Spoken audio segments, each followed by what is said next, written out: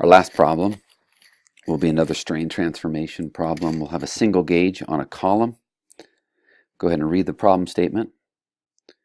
You'll see information about the cross-section of the column, the height of the column, the orientation of the gauge, the reading on the gauge, and the location of the gauge being 3 feet above the bottom of the column. So just to highlight, we will neglect any possibility of buckling that comes in later in the class, and we'll also choose to neglect the self-weight of the column. We have some material properties as well for the concrete and the steel. So in this column there are 4 reinforcing bars, steel bars. So let's take a look at analyzing and figuring out what the load P is that's applied. So we'll start with equilibrium. So let's go ahead and take the blue saw out. So go back up here and we're just going to cut this thing right at the level of the gauge, and we'll see that it'll actually cut anywhere and we'll end up with the same answer, but there's our cut surface. So we've got applied to it the purple P.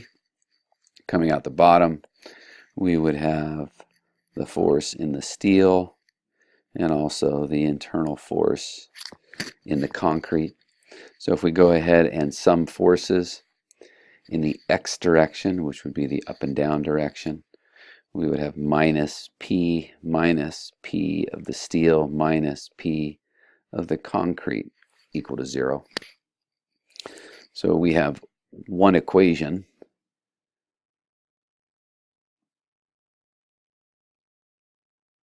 and we've got more unknowns than we can handle. We've got an indeterminate problem here. So our answer to creating more equations is going to be over in the kinematics.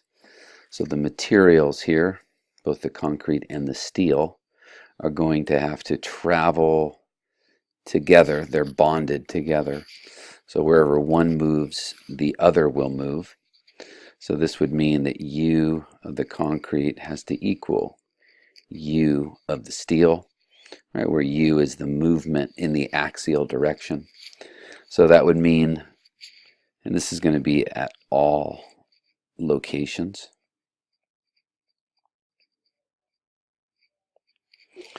So at 10, it would be true at any place. So we're just going to end up applying the equation for axial movement. So U at point B minus U at A. We're going to integrate between those 2 points. So we'll let B be 10 feet, A be 0. And we know that down at the base, U at 0 is equal to 0, the boundary condition. So that would give us that P of the concrete times 10 feet over AE of the concrete has to equal the internal force in the steel times 10 feet. So the 10 feet will end up canceling, and that'll give us a relationship between the internal force in the steel and the concrete, which is based on the material properties, cross-section, and modulus of elasticity. So we can go ahead and plug in the values that we have for A and E of both materials. And I'm going to call that alpha just to clean this up. And so once we have one of the internal forces, we're going to have the other. They relate to each other by this alpha. So what we want to do is find the state of strain at the location of the gauge. And we're going to take an initial state of strain and we're going to rotate it to then align with the gauge itself. So let's go ahead and start with the state of stress at the gauge. So the state of stress would involve stress in the concrete only, because concrete is the material that's on the outside. That's what the gauge is connected to. So the sigma xx is sigma in the concrete. Z and Y are equal to 0, free surface. And we're going to use linear elasticity to calculate the strains. So epsilon xx is going to be sigma xx over E minus Poisson's ratio sigma yy over E minus Poisson's ratio sigma zz over E. Those are all 0. Again, this is for concrete. For sigma yy, we're going to end up with minus Poisson's ratio in the concrete, sigma xx over EC. We have 0 and 0. For ZZ, we have the same thing, minus Poisson's ratio, sigma xx E of the concrete, 0 and 0. So we have calculations for the initial strain state.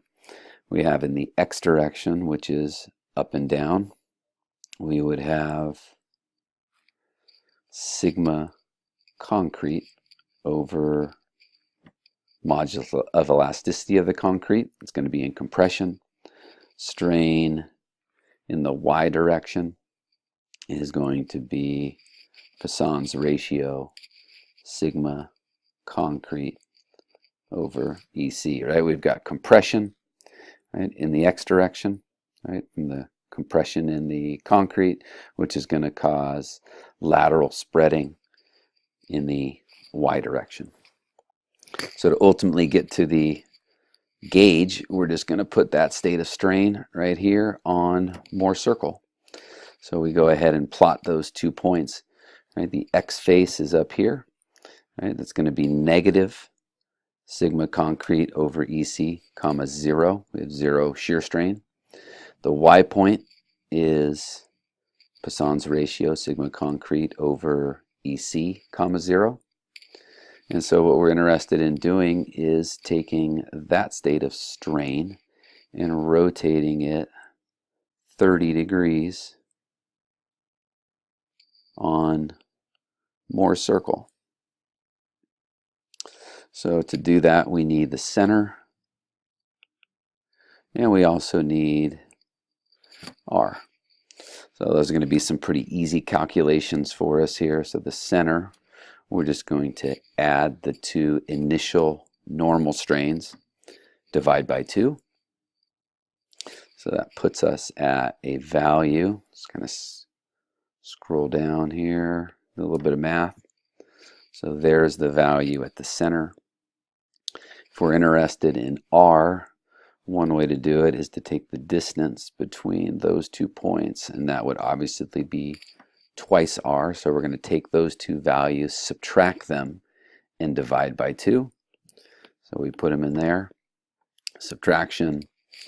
Right? And I'm going to end up, if I switch the direction and get a negative number, it's fine. I'm just going to take the absolute value.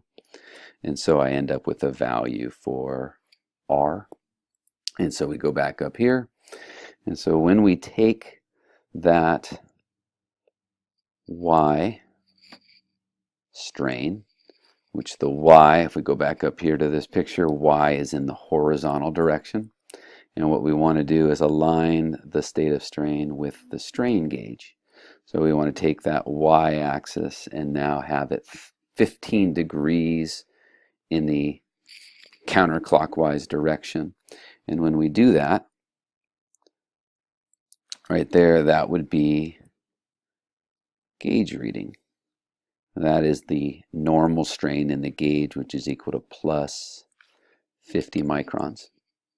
So we just need to come up with the equation. So we're going to take the center of the circle. We know that value. We just calculated it. And then we're going to add to it R times cosine 30 degrees. And when we add those together, we're going to get plus 50. So there is our gauge equation. I'm just going to plug in the values. There's plus 50. There's the strain in the gauge. And from there, it's just a bunch of math to go and solve for the stress in the concrete. So substituting in those values that we've got from above, we end up with 2.5 KSI. We've always drawn it in compression, right? So we would assign a negative value to it. So the force in the concrete is just the stress in the concrete times the area of the concrete. So a quick calculation of the area of the concrete, subtracting out the 4 bars. And so we end up with a force in the concrete. Remember that the steel, the force internal in the internal steel force is equal to the internal concrete force times alpha. And then also we have a relationship between the applied external load and the internal forces from equilibrium. So we just combine those two. and we're able to come up with our value for the applied external load. And again, this doesn't account for any possibility of buckling or any instability, but that would be the value of the applied external load causing the strain gauge to read 50 microns when that strain gauge is at a 15-degree angle with the horizontal.